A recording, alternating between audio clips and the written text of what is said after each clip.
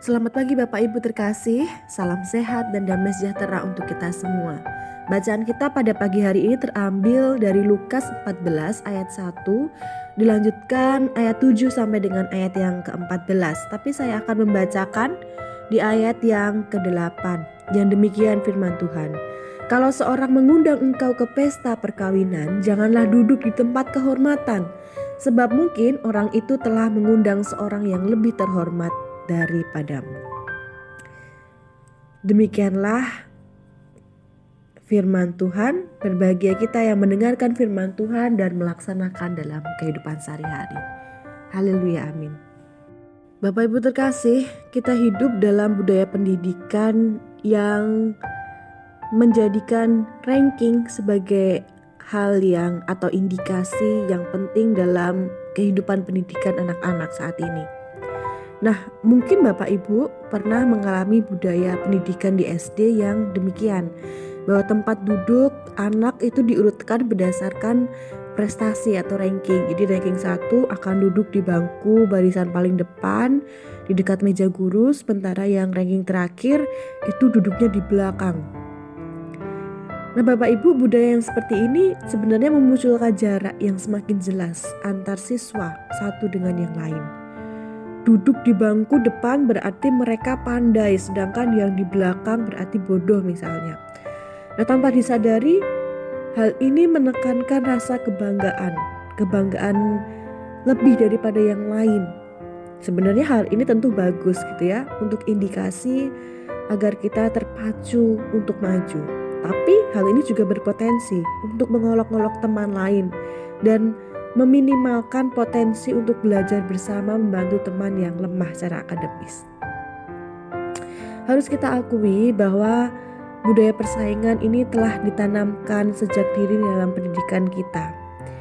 Nilai prestasi akademik itu sering menjadi tolak ukur, bahkan tolak ukur tunggal dalam penilaian, sehingga memunculkan perbedaan dan penilaian mengenai anak bodoh dan anak pintar. Hasilnya, potensi kesombongan atau perundingan atau bullying yang merendahkan yang lain, dan ini muncul sejak usia dini di dunia pendidikan. Padahal dalam ilmu psikologi telah mengakui bahwa manusia memiliki kecerdasan majemuk. Lemah dalam kecerdasan yang satu tidak berarti bodoh, karena setiap anak memiliki potensi dan kelebihan di bidang lain pastinya. Potensi menyombongkan diri sedari dini seperti ranking tadi menjadi bagian yang perlu kita perhatikan. Meskipun memang dalam kenyataannya kesombongan diri itu menjadi hal yang sudah lekat dalam kehidupan manusia sedari dulu. Kita ingin selalu dipandang paling baik, terhebat, tertinggi, dan lain sebagainya. Nah, menariknya budaya kesombongan ini ternyata juga sudah ada dalam masyarakat pada zaman itu dalam bacaan Injil kita pada pagi hari ini. Dalam bacaan ini nampak jelas bahwa budaya menyombongkan diri menjadi bagian yang tak terhindarkan. Banyak orang-orang yang ingin terlihat terbaik, tertinggi, sehingga dalam kehidupan mereka juga memilih-milih orang. Nampak dari bagaimana seorang yang mengadakan pesta ini memilih-milih orang yang paling baik saja yang diundangnya. Demikian orang yang diundang pun berlomba-lomba untuk bisa duduk di depan, memperlihatkan diri menjadi orang yang paling baik. Dalam bacaan Injil ini nampak jelas adanya budaya menyombongkan diri tadi. Dikisahkan bahwa seorang Farisi mengadakan perjamuan makan. Dalam perjamuan makan ini ia hanya mengundang orang-orang khusus, yaitu sahabat, keluarga, dan tetangga yang kaya.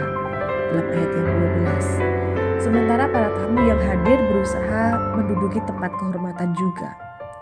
Nah, baik tuan rumah maupun para tamu, mereka menunjukkan kebanggaan akan kelebihannya di hadapan orang lain. Tuan rumah merasa bangga bisa mengundang orang-orang kaya dan terhormat, berpangkat. Demikian pula orang yang diundang juga merasa menjadi orang-orang terpilih. Maka tak heran tak kala Yesus hadir dalam acara perjamuan makan itu, Semua mata tertuju pada Yesus. Semua mengamati Yesus dengan seksama, menyoroti dengan penuh kebencian dan merendahkan.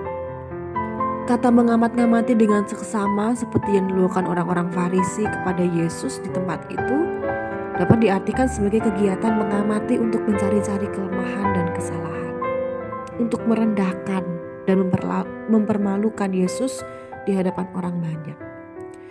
Bapak Ibu, dari sini kita bisa melihat bahwa kesombongan ini lalu menimbulkan jarak pemisah dan relasi antar manusia, menimbulkan kesenjangan. Dan Bapak Ibu yang terkasih dalam Tuhan Yesus Kristus, saat ini kita diajak untuk mewujudkan hidup bersama sebagai tim yang menerima dan melengkapi, bukan orang-orang yang sombong dan menimbulkan jarak relasi.